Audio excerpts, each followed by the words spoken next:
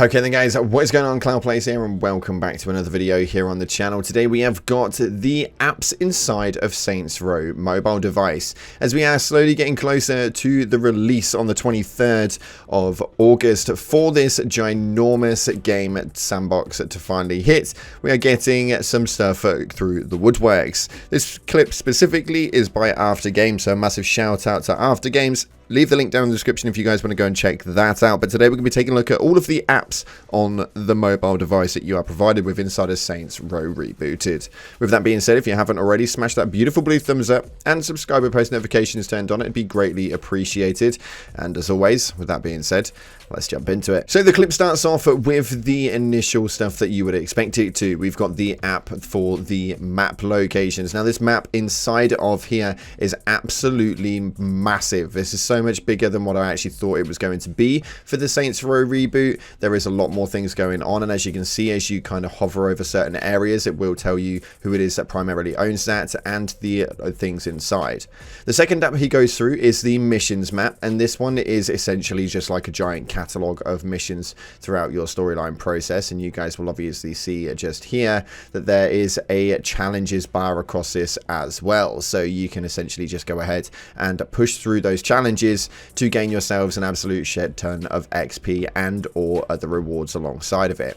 From that point, we have obviously got the main profile for the character, and that's going to be essentially like your main wardrobe where you can transfer and change everything over. And then we move on to the next app, which is the camera. Now this is for the photo mode, and I quite like the idea of this. There's like a weird touristy vibe inside of this game where people are sort of like stopping at certain areas and they're taking photos and being able to post those photos up. It's really good for the publicity of social media and stuff like that. And if I do say so myself, it's freaking awesome for thumbnails, so I can't bloody wait.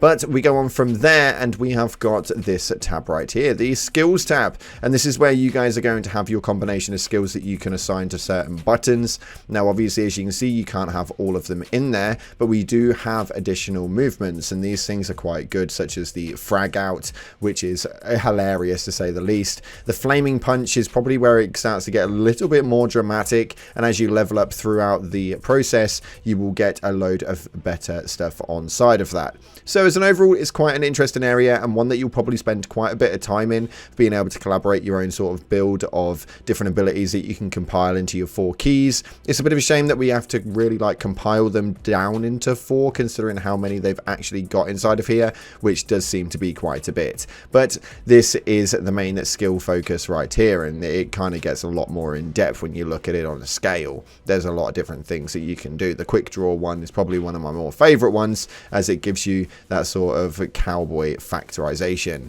Again, the main upgrades is pretty impressive.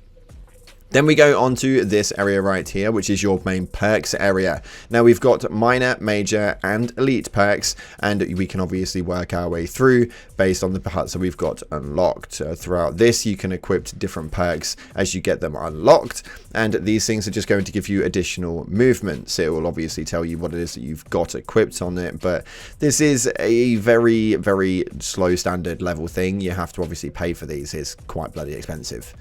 And then we've got the Wanted app. Now this one is pretty damn cool. You can essentially select targets, obtain rewards such as money, XP, and it will tell you where the location of each one is, the problem as to why they're doing it, and you can kind of select what sort of character you want to be, whether you're just taking everybody out as a hitman or if you want to get selective for specific reasons. Then we've got the cash transfer. This is something which is relatively interesting actually, because you can just essentially transfer money through to an account per se, and that's a very interesting point, but it's neither here nor there. There is one app that he doesn't have opened, which is a little bit frustrating, but we have got this one right here, and this is essentially your main sharing app where you can browse bosses and stuff like that. As an overall, a very interesting point. He did state that he is level 7 at the point of this one, and for the main contacts that he actually shows here, we can see that you've got 3 contacts. None of them were available to him specifically, but it's still pretty cool. Then we've obviously got collectibles as well, where you can obviously find different collectibles throughout the map, and these are going to be things which are going to be quite cool for you guys to find, little placeholders, place markers, and these will make for some really good videos, and hopefully we can help you out a lot with that. On top of that as well, we have got the playlist app, and this is essentially your main music station. Now you can turn off the licensing for it, so if you upload YouTube videos or you stream, It means you won't get copyright strikes, but there will be licensed music in this. If you turn it off, obviously we've got the generic tracks throughout Saints Row, but it is really good that they have those sort of licensed tunes that you can listen to with numerous different stations. A lot like a lot of other sandbox games with this sort of concept. It's a really good motive. I really enjoy it.